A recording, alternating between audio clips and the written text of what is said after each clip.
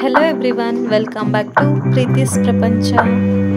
ಇವತ್ತಿನ video Kinder garden ಮಕ್ಕಳಿಗೆ ಆಲ್ಫಾಬೆಟ್ಸ್ನ ಹೇಗೆ ಕಲಿಸೋದು ಅನ್ನೋದ್ರ ಬಗ್ಗೆ ಇರುತ್ತೆ. ವಿಡಿಯೋನ ಎಲ್ಲೂ ಸ್ಕಿಪ್ ಮಾಡದೆ ಪೂರ್ತಿಯಾಗಿ ನೋಡಿ.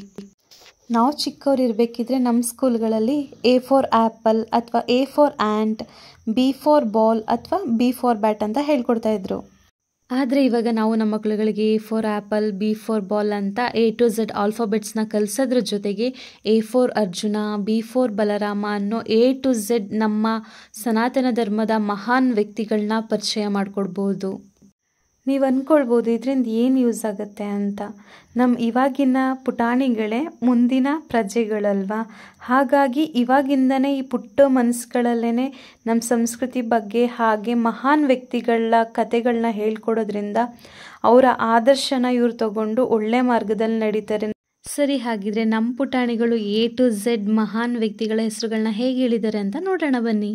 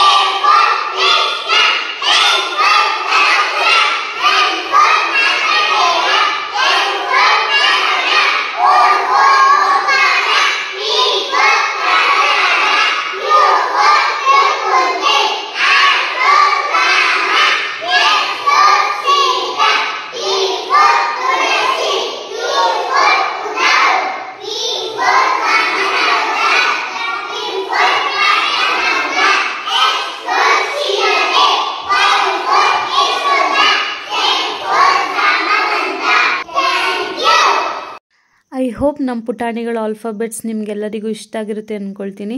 ಇಷ್ಟ ಆಗಿದ್ರೆ ಪ್ಲೀಸ್ ಲೈಕ್ ಮಾಡಿ, ವಿಡಿಯೋ ಹೇಗಿತ್ತು ಅನ್ನೋದನ್ನ ಕಮೆಂಟ್ ಮಾಡಿ, ಹಾಗೂ ಸಬ್ಸ್ಕ್ರೈಬ್ ಮಾಡದೆ ವಿಡಿಯೋ ನೋಡ್ತಾ ಇದ್ದರೆ ಪ್ಲೀಸ್ ಸಬ್ಸ್ಕ್ರೈಬ್ ಮಾಡಿ. Thanks for watching.